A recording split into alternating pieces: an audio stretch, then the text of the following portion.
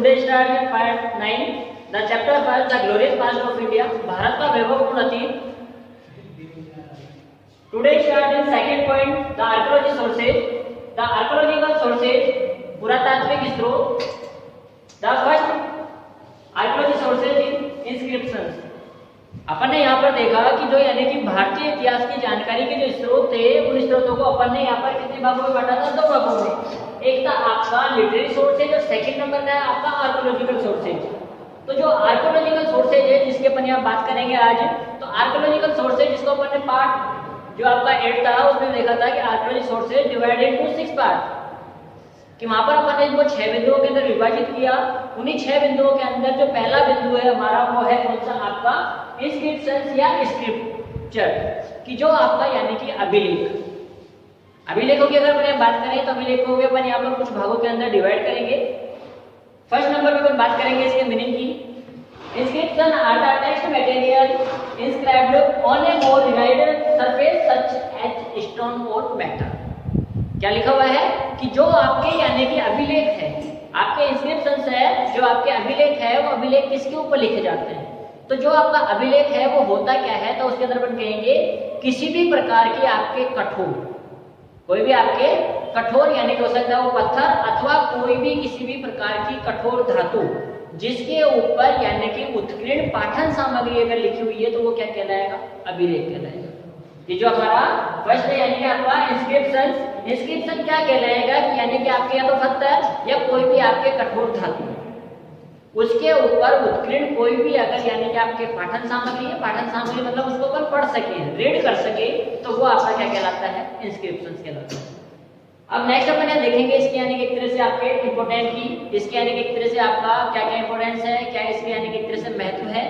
तो सबसे पहले देखेंगे they are important from as historical point of a view as they generally inscribed and dated।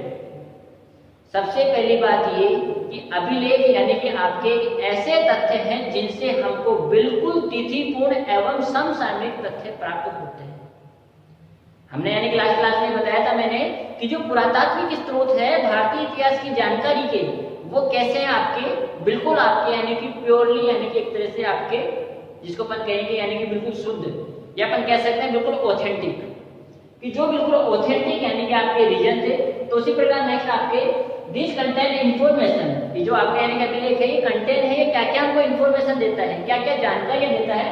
Such as a names, नाम हमें बताएगा, ऑफ रिलेटेड रूलर्स यानी कि इससे संबंधित शासक का नाम बताएगा, persons can date birth and then contemporary events, यानी कि आपके कोई भी यानी कि शासक है उसका यानी कि नाम क्या होगा, उसका धर्म कौन सा होगा, कहाँ पर उसका स्थान होगा, कब से लेके कब तक उसने शासन किया, क्या उसका यानी कि एक तरह से आपका धर्म का यानी कि आपका सिंबल होगा।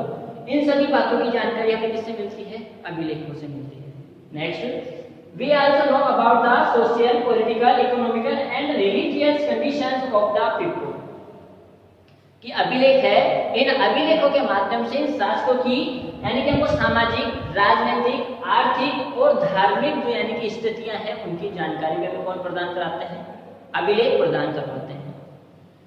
From such writings we got knowledge about the important incidents and events that took place during the region of the ruler, यानी कि एक तरह से अपन यहाँ कहेंगे कि जो भी यानी कि हमारे एक तरह से यानी कि जो भी यहाँ पर शासक है, उन शासकों की जो समझ जानकारियां यानी कि हमारे प्राचीन समय के अंदर जो राजा महाराजा हुए उनकी जो जानकारियां हैं वो हमें इन्हीं अभिलेखों के माध्यम से प्राप्त होती है।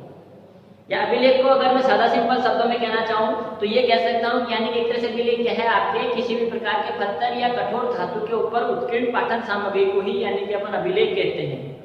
इस अभिलेख से हमको यानी कि राजाओं के बारे में बहुत सारी जानकारियां प्राप्त होती है, उनका नाम, उनका तिथि, उनका धर्म कौन सा है, उन्होंने कब से लेकर कब तक शासन किया, ये सभी बातें हमको अभिलेखों के अंदर देखने को मिलती हैं। उसी के साथ साथ अभिलेख यानी कि क्यों बनवाए जाते थे?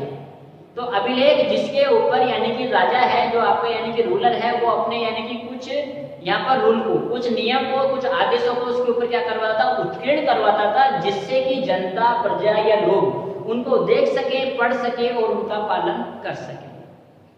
कि जैसे कि अपन देख रहे हैं आज के जमाने में ऐसा नहीं कि उसी समय होता था, आज भी ऐसा होता है कि जब अपन रोड के ऊपर चल रहे होते हैं तो कई बार यानी कि एक तरह से आपके लिखा हुआ रहता है, यानी कि आपके सिंबल लगे हुए होते हैं, यानी कि गाड़ी की स्पीड है वो इतनी होनी चाहिए।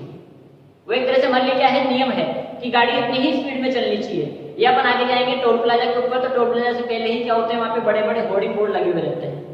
पुलिस स्टेशन जाओगे तो वहां पर यानी कि आपको होर्डिंग बोर्ड देखने को मिलेंगे जिनके ऊपर ये लिखा हुआ होगा कि आपको यानी कि एक तरह से यहाँ पर किन किन बातों का ध्यान रखना है। किसी प्रकार का आपका विद्यालय होगा तो उसके आसपास आपको बोर्ड लगे हुए होंगे कि आपको किसी प्रकार का यानी कि शोर शराबा नहीं करना है, किसी प्रकार की यानी कि आपके कोई भी अनावश्यक गतिविधियों को यहाँ पर पूर्ण नहीं करना है, ताकि किसी प्रकार का यानी कि व्यवधान ना हो। तो ये क्या है, हमारे यानी कुछ ना कुछ रूल है जिनको अपने को यानी कि फॉलो करना पड़ता है। तो उसी प्रकार से ये जो आपके अभिलेख है, इन अभिलेखों को भी राजा महाराजाओं के द्वारा यानी कि लिखवाया जाता था। अब हम चर्चा करते हैं इसी अभिलेख के अंतर्गत की यानी कि जो अभिलेख है जिनको अपन ने कुछ भागों के अंदर विभाजित किया है। तो देखेंगे अपन यहाँ पे टाइप्स ऑफ इंस्क्रिप्शंस की जो आपके अभिलेख है उसके कौन कौन से प्रकार है। तो इसको यहाँ पर अपन ने यानी कि 5 पार्ट के अंदर 5 भागों के अंदर विभाजित किया है। आपको बता दूं पहले हिंदी में कि जो आपके अभिलेख है कितने भागों में विभाजित किए गए हैं, आपके 5 भागों के अंदर। अब ये अभिलेख है जो कौन कौन से होते हैं, तो देखो अभिलेख एक होता है आपका सबसे पहले कौन सा, शिलालेख, एक होता है आपका स्तंभ लेख, एक होता है आपका गुहा लेख, और एक होता है आपका ताम्रपत्र लेख, और एक होता है आपका मूर्ति लेख। देखो इधर फर्स्ट हो गया आपका रॉक इंस्क्रिप्शंस यानी कि आपका शिलालेख, सेकंड नंबर पे पिलर इंस्क्रिप्शंस यानी कि आपका स्तंभ लेख, थर्ड है आपका केव इंस्क्रिप्शंस यानी कि गुहा लेख, और फोर्थ नंबर पे आता है आपका कॉपर स्क्रिप्ट यानी कि आपका ताम्रपत्र अभिलेख। नेक्स्ट आपका आइडल राइटिंग यानी कि आपके मूर्ति लेख, जिसको अपन स्कल्पचर भी बोल सकते हैं यहाँ पे। तो यहाँ पे अपन बात करते हैं कि यानी कि जो पहला आपका शिलालेख हो गया, पिलर हो गया, केव हो गया, कॉपर हो गया, आइडल हो गया। तो यानी कि जो आपका सबसे पहले शिलालेख, शिला का मतलब होता है एक स्टोन, एक पत्थर। एक पत्थर के ऊपर यानी कि किसी भी प्रकार की कोई शब्द यानी कि पठन सामग्री उत्कीर्ण की गई है तो वो किस में आएगा, शिलालेख में आएगा। या किसी भी प्रकार का आपका एक स्तंभ है, एक पिलर है, उस पिलर के ऊपर अगर कुछ उत्कीर्ण करवाया गया है तो वो आपका कौन सा कहलाएगा, पिलर स्क्रिप्चर्स कहलाएगा। अगर वो आपके गुहा लेख, जो आपके केव इंस्क्रिप्शन है वो क्या है, आपके गुहा लेख है। गुहा लेख होते क्या है कि कोई भी यानी कि जो प्राचीन समय के अंदर हमारे आदि मानव थे या जो प्राचीन संस्कृति के लोग थे वो कहाँ रहते थे, तो वो आपके यानी कि नदियों के किनारे जो चट्टानें होती थी वहां पर, या पहाड़ियों के अंदर जो कंदराएं एवं गुफाएं होती थी, जो आपके गुफाएं होती थी, उन्हीं गुफाओं के अंदर ये लोग अपना जीवन व्यतीत करते थे। और उसी के अंतर्गत यानी कि उनके द्वारा जो लेख उत्कीर्ण किए गए वो आपके कौन से लेख कहलाते हैं, गुहा लेख यानी कि केव इंस्क्रिप्शन। फोर्थ नंबर पे आता है आपका कॉपर, कॉपर स्क्रिप्ट। कॉपर क्या हो गया, कॉपर यानी कि आपका तांबा, कॉपर तांबा।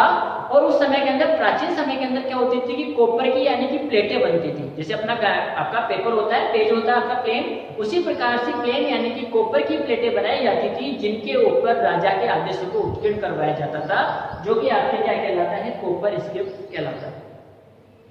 नेक्स्ट आपके आइडल स्कल्पचर यानी कि एक तरह से मूर्ति लेख। हाँ, प्राचीन समय के अंदर मूर्तियों के ऊपर भी उत्कीर्ण यानी कि लेख लिखवाए जाते थे, लेख उत्कीर्ण करवाए जाते थे, जिससे हमें प्राचीन समय की यानी कि जानकारी मिलती थी कि यानी कि मूर्ति किसके द्वारा लगवाई गई है, किसकी मूर्ति है, कौन से सन में लगवाई गई थी, किस राजा ने लगवाई थी। तो उस समय के बारे में हमको यानी कि तत्कालीन काफी स्थितियों के बारे में जानकारी प्राप्त होती है। अब हम कुछ खास यानी कि एक तरह से आपके इंस्क्रिप्शन देखेंगे कि कौन कौन से हैं। तो डिवाइड तो कर लिया अपन ने कितने पार्ट में, 5 पार्ट में। फर्स्ट हो गया हमारा रोग। अब यह ध्यान रखना कि आपके जो सबसे मेन यानी कि आपके अभिलेख होंगे वो किसके होंगे, अशोक के। और अशोक के जो ये इंस्क्रिप्शंस है वो आपके यानी कि 3 जगह अपने को देखने को मिलते हैं, रोक में भी मिलते हैं, पिलर में भी मिलते हैं, और केव में भी मिलते हैं।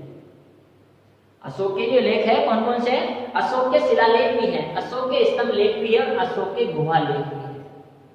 ये जो अशोक हुआ आपका यानी कि जो मौर्य साम्राज्य का यानी कि शासक था अशोक, उस अशोक ने यानी कि शिलालेख भी लिखवाया, स्तंभ लेख भी लिखवाया, गुहा लेख भी लिखवाया।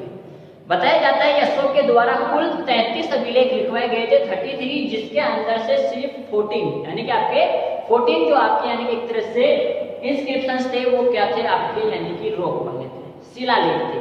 कि जो आपके यानी कि अशोक ने अभिलेख लिखवाया उसके अंदर से 14 जो उसके अभिलेख हैं वो कौन से आपके शिलालेख हैं। तो सबसे पहले मैं बात करेंगे अशोकाज इंस्क्रिप्शंस, अशोक के हो गए। सेकंड आपका नासिक, एक आपका नासिक शिलालेख हो गया। नेक्स्ट आपका प्रयाग प्रशस्ति, वो भी आपका यानी एक तरह से आपके शिलालेख है। और नेक्स्ट आपका हाथीगुम्फा अभिलेख, हाथीगुम्फा अभिलेख ये भी आपका शिलालेख का एक रूप है।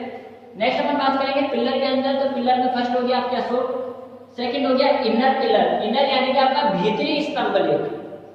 इनर पिलर भीतरी स्तंभ लेख हो गया। जूनागढ़ पिलर यानी कि आपके जूनागढ़ अभिलेख हो गया। नेक्स्ट आपके मेहरौली पिलर, तो ये आपका मेहरौली पिलर इंस्क्रिप्शन यानी कि आपका मेहरौली स्तंभ लेख हो गया। तो हमने देखे यहाँ पर कुछ आपके यानी कि शिलालेख हो गए, ये आपके स्तंभ लेख हो गए, और नेक्स्ट आपका यहाँ पर केव इंस्क्रिप्शन यानी कि गुहा लेख। गुहा लेख में फर्स्ट आपके कौन से आएंगे? फर्स्ट आएगा आपके अशोक का ही नाम। जो केव इंस्क्रिप्शन में भी जो फर्स्ट नाम आ रहा है वो किसका आ रहा है? आपके अशोक का ही आ रहा है। Second Nasik and Nana Ghat. Second cave inscription Nasik and Nana Ghat of Satavahana, कि सातवाहन की यानी कि साम्राज्य था, सातवाहन वंश था उस समय की यानी कि जो जानकारी है वो कहां से मिलती है अपने को? नासिक एंड नाना घाट जो आपके केव इंस्क्रिप्शन है। नेक्स्ट आपका वो हो गया आपका दशरथ नागार्जुनी। नेक्स्ट हो गया आपका कौन सा? Dasharath Nagarjuni. And fourth part copper script. Copper script यानी कि आपके written by Prabhavati Gupta. Copper script written by Prabhavati Gupta and provide the information by Gupta dynasty. देखने के बाद फिर से the fourth part copper script and copper script written by Prabhavati Gupta and provide information by Gupta dynasty, यानी कि प्रभावती गुप्ता के द्वारा को ताम्रपत्र अभिलेख लिखा गया और इसके अंतर्गत हमको किसकी जानकारी मिलती है? गुप्त साम्राज्य की गुप्तकालीन हमको जानकारी इसमें प्राप्त होती है। नेक्स्ट फिफ्थ नंबर पर बात करेंगे idol writings. Many ruler got their principal card on the upper part of the stone idol. From these writings we get a lot of knowledge about the rulers, कि यानी कि आपके कुछ शासकों के द्वारा मूर्तियों के भी शीर्ष एवं अधोभाग के ऊपर यानी कि कुछ लेख लिखवाए गए। उन लेखों को भी यहाँ पर किस नाम से जाना गया? आपके आइडल स्क्रिप्ट यानी कि आपके मूर्ति लेख के नाम से यहाँ पर जाना गया। और उसी के साथ यानी कि आपका पार्ट 9 था। पार्ट 9 के अंतर्गत अपन पढ़ रहे थे यानी कि आपके सोर्सेज का second part archaeology sources. Archaeology sources को डिवाइड किया था अपन ने 6 पार्ट के अंदर, और उसका फर्स्ट पार्ट आपका इंस्क्रिप्शन वो हमारा आज कंप्लीट हो चुका है। और नेक्स्ट इसी के साथ में हमारी जो नेक्स्ट मुलाकात होगी वो आपके आर्कियोलॉजी सोर्सेज के सेकंड पार्ट आपका कॉइन होगा, सिक्के एवं मुद्राएं, उन्हीं को अपन पढ़ेंगे और मुलाकात होगी इसी के अगले भाग 9 में यानी कि पार्ट 10 के।